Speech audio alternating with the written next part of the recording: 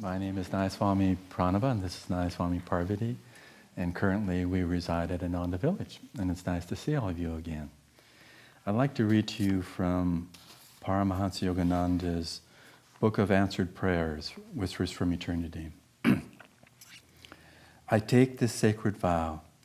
Never will I lower my love's gaze below the eyebrow horizon of my constant thoughts of thee. Never will I turn my uplifted inner sight away from thee.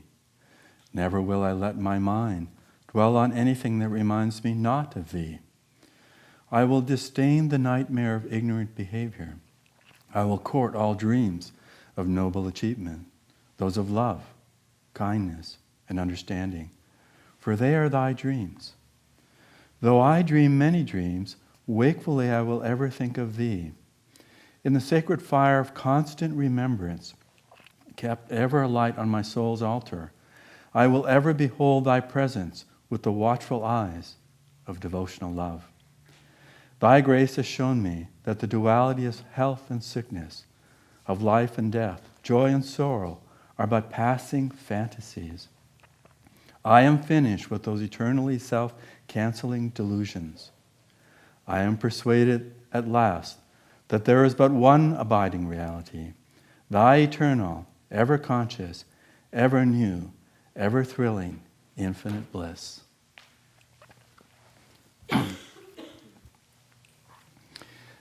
Recently, Parvati and I watched this movie that maybe some of you have seen. It came out about 20 years ago. It's a British comedy called Cold Comfort Farm. And for some Ananda people, it's a favorite. It's about this young woman who, her parents had died. And so she's seeking to live with some relatives. And so the family she chooses to live on a farm. And it's a peculiar collection of characters, this family. And I won't go into all of them, but they're very entertaining. And she's there to basically open up their possibilities to something better. But the father in this film, in this family, is a character. He's acted by Ian McKellen, who plays Gandalf. He doesn't play Gandalf in this movie. But one of the things he does is that he preaches at this church. And it's called the Fellowship of the Quivering Brethren. And so his message is very strong, and I think it's the same message he always gives, and that's basically everyone go to hell. Why it's called Quivering Brethren is because they're all quivering because they know they're going to go to hell. So at one point he has this great line. He says, you know what it's like when you burn your fingers on the hot stove and you take some butter to cool it down? There is no butter in hell. It's just hilarious. He just captures the opposite of what this reading is about. But the only way that we really are going to be transformed. Am I doing something?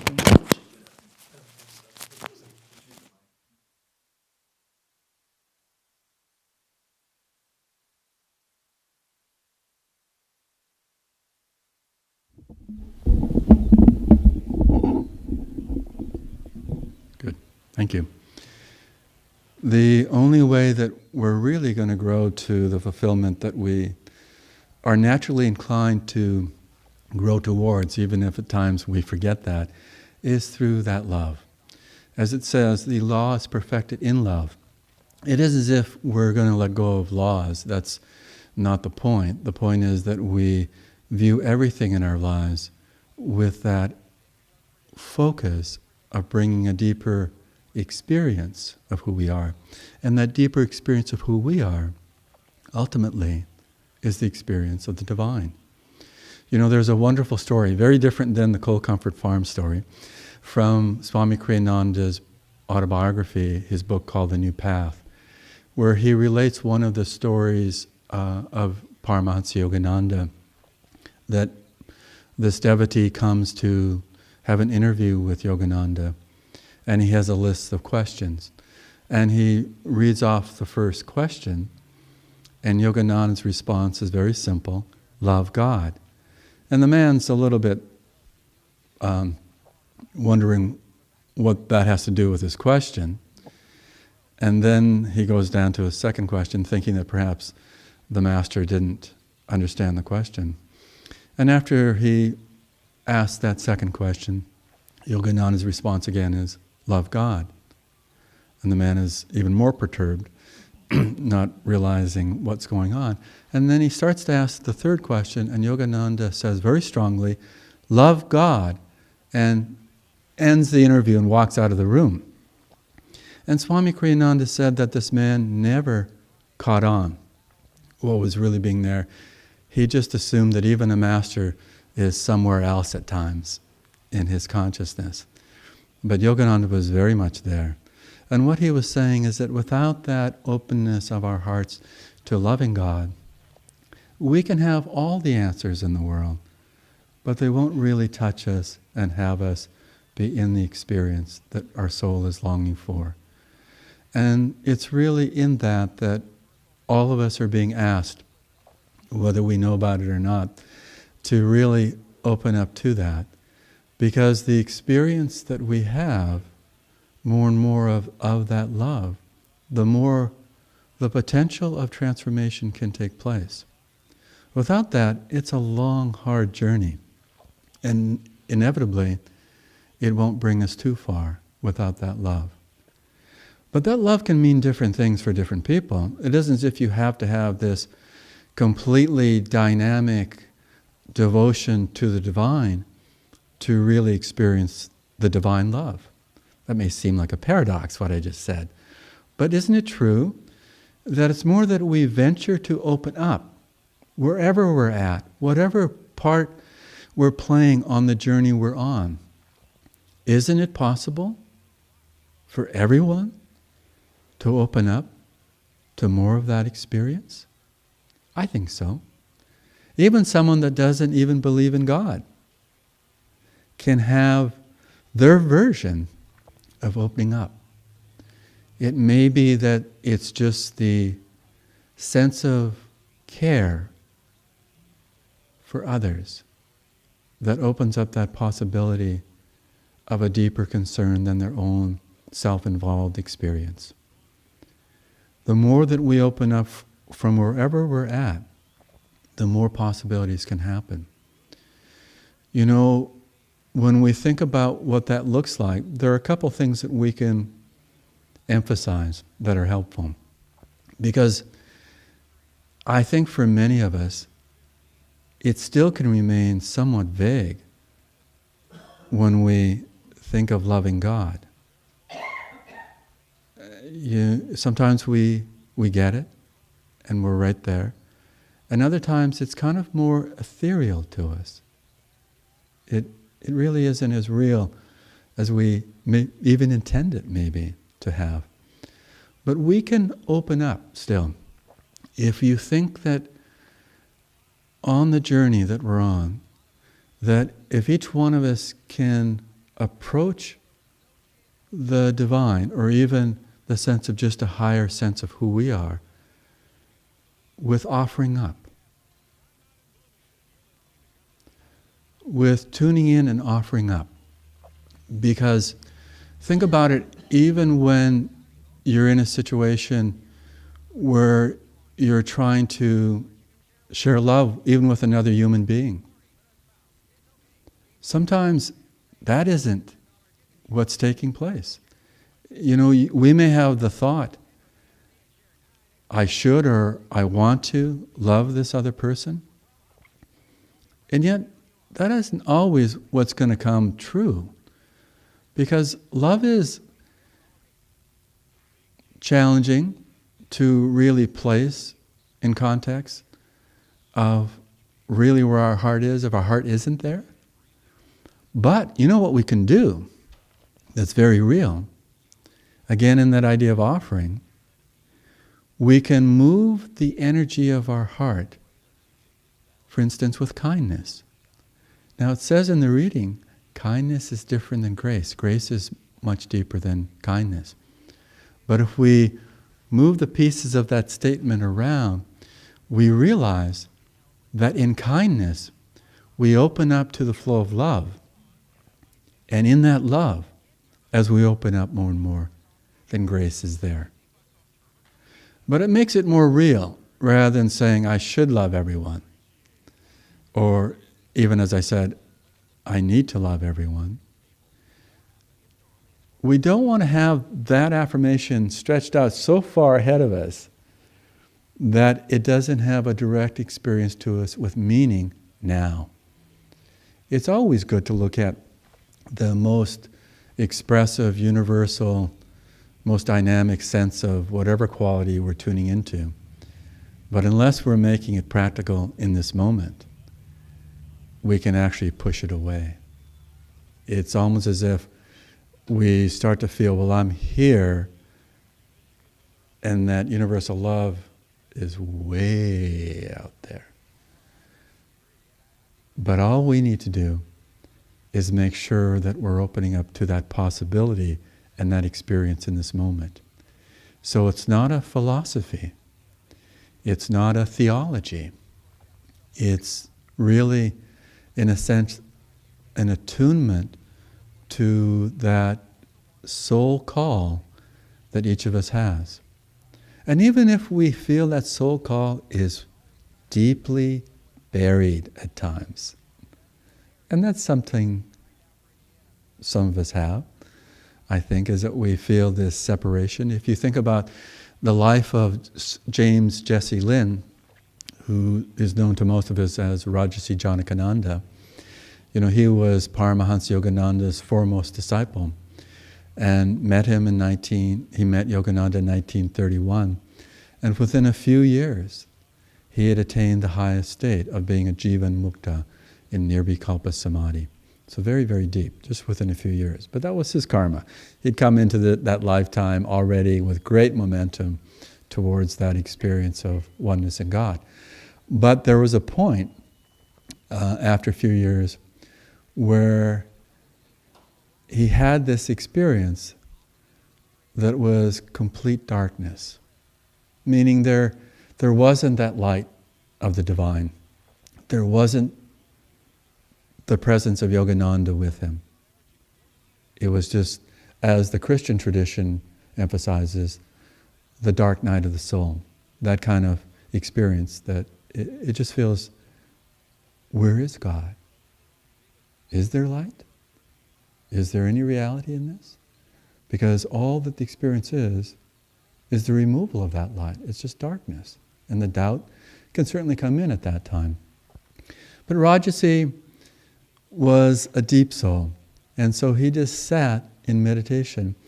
And he said at first there was the darkness. And then he said it was like a pinprick of a light. Very little. But because his awareness had been always in that focus of tuning into that possibility, he tuned into that possibility as that pinprick of light. And as his focus was, again, in that self-offering, in that openness to that, then that light started to expand. And then that light came more dynamic into his life. And then the line of gurus came to him one by one in that experience. And he went into the deepest samadhi, into that nirvikalpa samadhi, the samadhi without condition, as it's called. But whether we are going to arrive at that state of samadhi at that point isn't even the issue. The challenge is, are we moving forward in that offering? And another way, much like kindness allows us to be more active with love, we can also think of that when we want to forgive other people, sometimes that's really not possible. We're invested too deeply in not forgiving someone at times. They really did something bad to me. They really, wounded me. So forgiveness sometimes is a little bit more removed. But if we think of this, that we have acceptance. Isn't that possible? We can accept someone's behavior even if they wounded us. And not so much we even accept their behavior. That really actually isn't what we're doing. We're accepting that person as a child of God as well. However outrageous their behavior is, we can accept that soul within that person, making those behavioral patterns that are offensive to us. But we're active in that. Acceptance is saying, I'm appreciative of something beyond the obvious here. I'm appreciative of this person in their true self. Well, you can start to see that then love can start to happen in a very real way for us. And in that love, we really start to make choices that are more expansive, more open. Probably most of you, perhaps not all of you here today, know some of the stories that come from the Mahabharata, the great Indian epic. That is the epic that the small little book called the Bhagavad Gita comes from. You know, the Bhagavad Gita is a tiny little book. With all the commentaries, it's a bigger book. But the Mahabharata is much bigger. I remember seeing a version of it down at Yogananda's headquarters in Los Angeles at Mount Washington in the library, that the Mahabharata takes up not quite the width of this altar, in volumes this size. It's a huge epic. And I've seen condensed version where it's a slim little book, which is great, because for most of us that's going to give us an insight. But there's this probably one of the most meaningful and touching stories, because the Mahabharata is about, at the end of it, the battlefield, and the Bhagavad Gita is the discourse between Arjuna, representing you and I, the devotee, with Krishna representing the divine.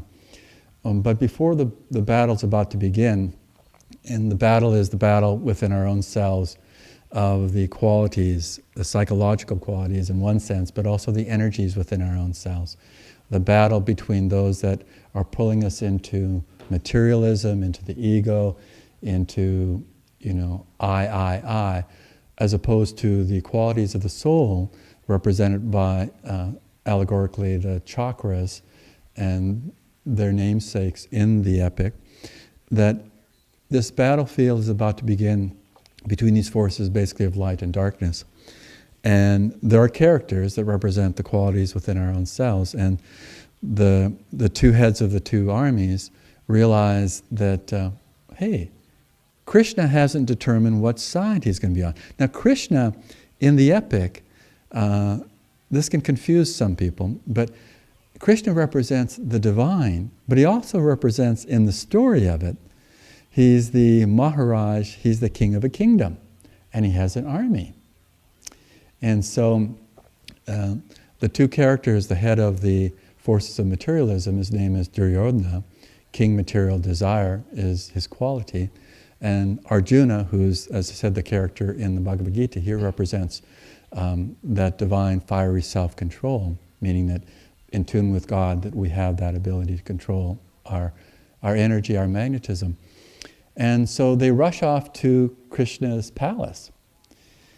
And he's sleeping, but Duryodhana, king material desire, arrives first, and he barges into the bedroom where Krishna is sleeping on his bed. And he goes right up to his head, beside his head, because he wants to be there right away, being there first, to ask Krishna the question of the support. And then Arjuna, right on his heels, comes in. But Arjuna remains at the foot of the bed. And symbolically, allegorically, that represents that difference between the ego's tendency and the soul tendency. Because Arjuna feels, this is the divine. I'm going to be humbly tuning in by offering myself at the foot of Krishna. And so Krishna awakes. And he says, what are you two doing here in my bedchamber? And they explain that they're there because the battle's about to ensue and they want to have his support. And he said, well, there's two of you, and there are two choices. The one choice is that you can have my substantial army with all the weapons I have, or you can have me. But if you choose me, I will be the charioteer for you to ride your chariot. But I will not lift a finger in the battle. And then he says, because I saw Arjuna first, because he was there in his eyesight when he awoke, Arjuna, you get the first choice. And Duryodhana, of course, complains that, wait a minute, I was here first. But Krishna says, no, but I saw Arjuna first. And again, so this idea that Arjuna tuning in gives us that divine response, where Duryodhana is imposing, is forcing the issue, and he's left second choice. Arjuna, without a hesitation, says, I choose you, my Lord. And Duryodhana is probably doing high fives, saying, you fool. I get the armies. Okay, we're set for the battle. But it is such an important story for you and I, because it's so easy to say, the battle of life is so important, I need to do this first, and then I'll bring God in. And Arjuna is saying, without hesitation, I choose the Lord first. Not only do I choose the Lord first, I choose the Lord in everything. But he still has to go to battle. It isn't as if that's the end of the story. Hey, I got it. I'm saved. It isn't that at all. He has to be in the challenge that come to him in life, representing you and I.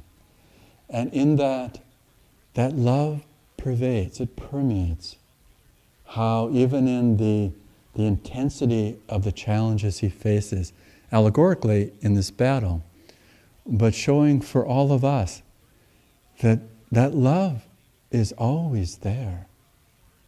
It doesn't have to be, pushed behind the scene of what we're doing. It may not be that we're going around hugging everybody. That's, I don't think, the point. Hugging is an expression of love. Love itself is just love.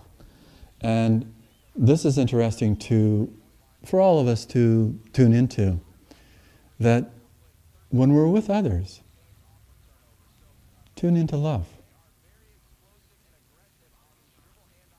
And then feel with that love how it's best expressed. Sometimes a hug is that expression that's appropriate. Sometimes it's more just a touch. Sometimes it's that look in your eyes, the twinkle of divine love that you're sharing with others. But we're always opening up in this way to what is possible. And we're not fixing it so much. The only thing we really are fixing is that openness to the divine. But from there out, each one of us may find a different expression, may find a different way that's needing to happen for us. But when we feel that sense of kindness activating that love, because kindness means we're willing to show care for others that are in need of that care. When we think of acceptance, we're able to open up to the possibility that everyone is seeking the same thing. They may be blinded by what's going on in their lives. They may be going the other direction at times, or detouring out some other possibility. But we're still helping them to open up to their possibility. And their possibility may come in their own time, obviously. So our expectation is not so much they should be doing this, or this is really what's important for them.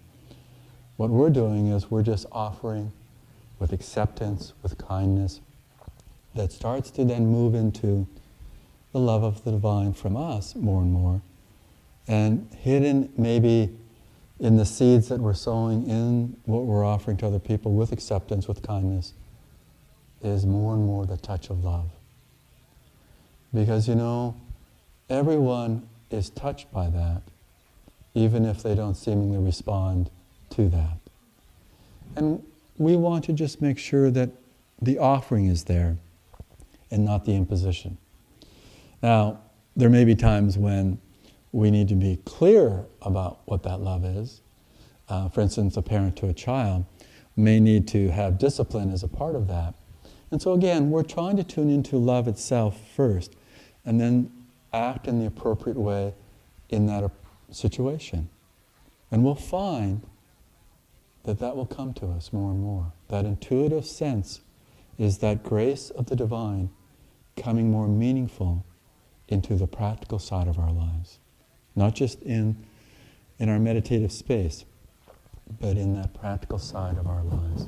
That we're nurturing that always, and that nurtures the world around us. The mystery of this time we're in is amazing. You cannot but even take a few minutes and read the news or listen to the news, and it's just perplexing, I think, for a lot of us. Whatever position we're on the side of this political spectrum really doesn't even enter into the fact that it's an amazing, mysterious time. Things don't make sense as much as we had hoped they would at this point in our lives, I think, outwardly. But it is a time that's an opportunity for those of us that really emphasize a spiritual life. Because that spiritual life can integrate into any outer expression of life in this world. And the nurturing that we can offer at this point from our centeredness, from that attunement to divine love, will be real. And the more that we can do that with the next person in front of us, or whatever situation we're in, that's a viable and real experience for people. We have that opportunity. In a sense, we are given this opportunity because it's needed at this time, to be full of that light, to meditate deeper and deeper so that peace and harmony naturally radiates out from us. The light of God, the light of the divine, is a radiant sense of reality that's very potent for the world that we live in. And it's an amazing gift that we're given. And it's an amazing gift that we can share.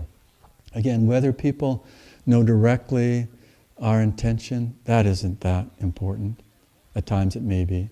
What's important is that we stand in the firmness of that clarity of who we are. One of the yoga asanas in the yoga system, but relating it to the Ananda yoga for higher awareness system, because Swami Kriyananda has offered affirmations that combine with the yoga postures, that the one for the firm pose, which is a kneeling position, it's called Radrasana in Sanskrit, where you're just kneeling down. It's one of the meditative poses. But the affirmation is a very good one to tune into. In stillness, I touch my inner strength. So in our stillness of meditation, it isn't just that we're in a vacuum, but we touch the inner strength of being instruments, of being in that perfection of love for ourselves and for the world around us. So nurture that. Be open to that. Activate that experience through kindness, developing into greater love. Activate that through acceptance, so that forgiveness is a natural outreach of your heart's love. And then always feel in that stillness within, which can be every moment of every day, that you are in that divine touch. You are in that divine love. And all you need to do is open up more for it to radiate out even more. Let's take a moment of meditation.